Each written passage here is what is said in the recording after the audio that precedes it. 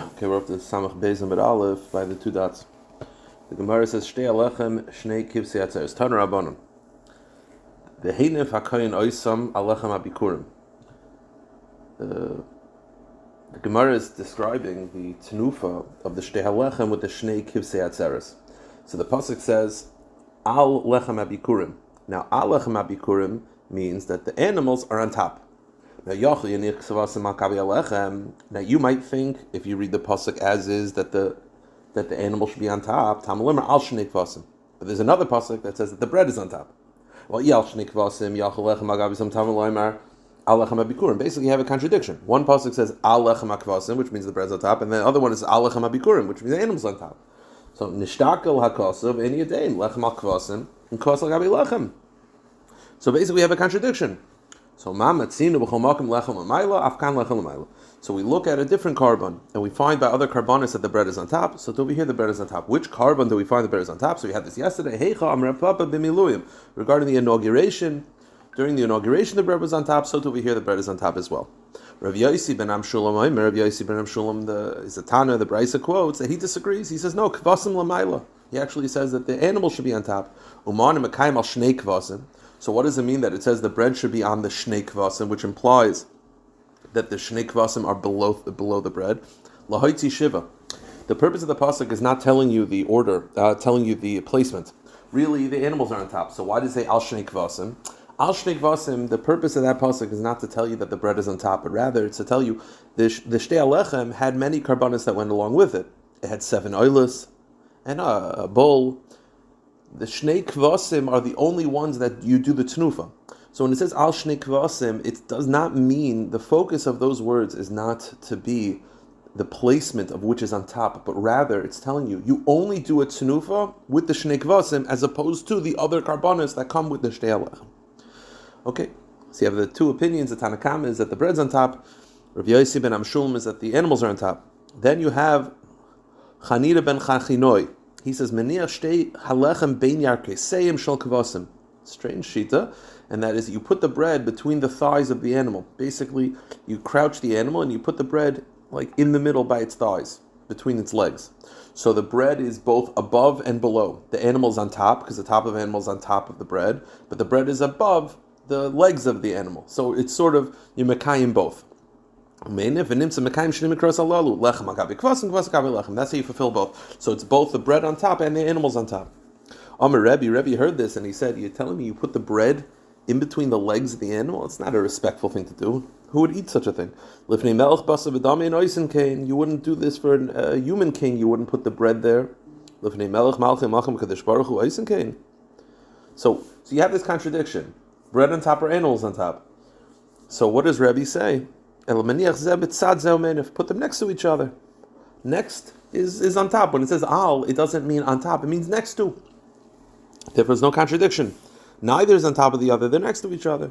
Ayah bein and al, but doesn't say al lechem shnei kvasim al lechem abikurim. The answer is Amar le Rav Chisda Rav Amnuna Rav Chisda Rabbi l'tamei Damer al b'samach. Rabbi Shita is that the word al means next to it, not necessarily on top. The Tanya, as the Brisa says, regarding the lechem aponim, the showbread that you put next to the showbread, you put spoons of frankincense. It says v'nasata al hamarechas l'vayna zaka. You place on the pile of bread frankincense. Now the frankincense were not on top; they were next to. So you see, al could be next to. Rabbi Yomer al b'samach. Al doesn't mean on top; it means next to it. Maybe it means really on top. It says you hang the paroiches in front of the aron. It says al. Now the paroiches were not on top of the aron; they were next to the aron. The aron is in the kodesh kodashim. The paroiches is next to it. So you see that al means next to it. So to over here, when it says the lechem apon, the shtei lechem and the shnei kvasim, al means they're next to each other. Okay. Now, when you did the tenufa, you moilichu meivi mailu mord. Amr b'chibar Rabbi Yochanan. Why do we wave it in all these directions? Moilichu meivi lemisha harucha shaloi. Mailu mord lemisha mashamayim v'aretz shaloi. You go up and down. In and out. That's meaning in each direction. That's to symbolize that you're doing this mitzvah for the sake of HaKadosh Baruch Hu, who owns all those directions. Then you go up and down because Hashem owns up and down. Meaning, you're doing in the four directions because you're basically saying that I'm doing this l'shem mitzvah of HaKadosh Baruch Hu, who is in charge, who owns all the directions of the world. B'ma'arav Masli Hachi, they have a slightly different version. Amr Chav Baruch from Rabbi Yossi Bechanina, Moiluchu Mevi, K'dila Atzir Ruchais Rois. Your Moiluchu Mevi, you go in and out in the four directions, in and out, to as a tefillah that HaKadosh Baruch Hu should not send bad winds. And you go up and down to ward off negative dew, negative rains, and negative dew. So you're doing this as a protection. From here, you see that even in a part of a mitzvah that's not ma'akiv, it's not essential. The tenufa is not ma'akiv, even if you don't do the tenufa, it's still yaitza. So it's sort of like the cherry on top of a mitzvah. It's the, it's like the hiddur mitzvah. Those aspects that are not even essential still prevent piranias. They prevent negative things from happening. Because the waving is considered a shiari mitzvah. It's not ma'akiv, and yet it wards off bad winds and harmful dew. Rabbi says the same way we wave the bikurim and the tenufa and all these things by the karbanis, so too the lulav is waved as well on Sukkot. Rav Acha Yaakov, when he would wave the lulav, he would hold it like a sword, and umechavi hachi, and he would demonstrate as follows, meaning, and he would say, Gira be'ena desitna. This lulav is like an arrow. He would hold it like a bow and arrow, and he would wave it in that direction, like piercing. And he says, this is going to pierce the eye of the satan. In this mitzvah, will quiet up the satan. But the Gemara says that's not something we should say, because this is the source, Mishum de Asi Laguribe. This is Al Tiftach Bel Satan. We don't open our mouths to the satan. We don't poke the bear. And therefore, we're not going to say this, the Satan can't get me, or this is going to defeat the Satan. We don't talk that way. It's not a good idea. Tan Rabbanon. Okay. So, like this, the shlamim of a yachid, the tnufa was done with the imurim and the chaz of a shaykh. The shaila our Gemara is going to have is the tnufa that is done on the shalmei tzibur, the communal shlamim. There is no source that the communal shlamim has a tnufa. It's learned out from the private shlamim, the shalmei yachid. Now the shalmei yachid, you only do the tnufa on the chaz of a shaykh and the imurim. The question is, the shalmei tzibur, do you also only do the tenufa on the imurim and the chaz of a shaykh, or do you do the tenufa on the entire animal? So Tan Rabbanan zivche shalmei tzibar tunu tenufa lachar shchita utunafa k'shemay shehein. Divrei Rabbi. Rabbi says that the shalmei tzibar's tenufa is done on the entire animal. The Chum say no, chaz of a shaykh. The Chum say no, it's exactly the same as the private yachid's shlamim. It's the chaz of a shaykh. The Maikim Iflagi, what's the machlekes about? So Amr Rav Chizda Rav Hamnuna, Amr Rav Hamnuna Rav Chizda, B'day mina v'ayka basrei. This is the machlekes we've had many times throughout Shas, which is day mina or day mina v'ayka basrei, which means if you have two items and you have a halacha that's sourced in halacha, let's say category A, item A, and that is the source that is applied to halacha B, the question is, do we say that if you're going to learn out A to B, so the halacha by B has to be exactly like A? Or do you say no? You could learn out a concept from A to B, and then B within and of itself, it has its own characteristics, it could change it slightly. So I'll give you an example for our case. The source of a tenufa is from a shalmei yachid. So, and that's applied to shalmei tzibur. So the source from a shalmei tzibur is from a shalmei yachid. If you hold doin mina umina, that means, doin mina umina, that means that it has to be exactly the same way. If you learn out Shalmei Tzibur from Shalmei Yachid, that means just like Shalmei Yachid, there's Tenufa, Shalmei Tzibur is Tenufa, and then you have to keep it the same. Just like Shalmei Yachid is Chaz v'Shaykh, so Shalmei Tzibur is Chaz v'Shaykh. If you Doin Mina v'Oiki Basrei, that means like this. Doin Mina v'Oiki Basrei. I'm sorry. By a Shalmei Tzibur, Shalmei Tzibur has one thing that, I misspoke. Shalmei tzibur, the source, there's a tenufa on the entire animal and the animal's alive. We don't have a source that a shalmei tzibur has a tenufa after it's killed, after it's shechted. That's learned out from shalmei yachid. So the Rabbanan says daimina mina, which means if you're learning out from a yachid, it has to be like the yachid chaz v'shaykh. The Rebbe says no, which means you could learn out halacha A to B, which is I learn out that there's a tenufa after shechita from a shalmei yachid. But now that I know this halacha, now I have to figure out what part of the animals do the tenufa. So by a shalmei tzibur, before it's shechted, you do a tenufa for the entire animal. So too by a shalmei tzibur after shechita, you do the entire animal as well. So if you say daimina v'oiki basrei, that means that you take the concept from shalmei tzibur, a yachid, which is that there's tenufa after shechita. But then once then I accept, then oiki basrei, then I can say to myself, well, what type of tenufa? Well, shalmei tzibur, before the shechita, you shake the whole animal. So over here, shake the whole animal. So it's not exactly going to be the same. You take concepts from it, and then you sort of tweak it to your own form.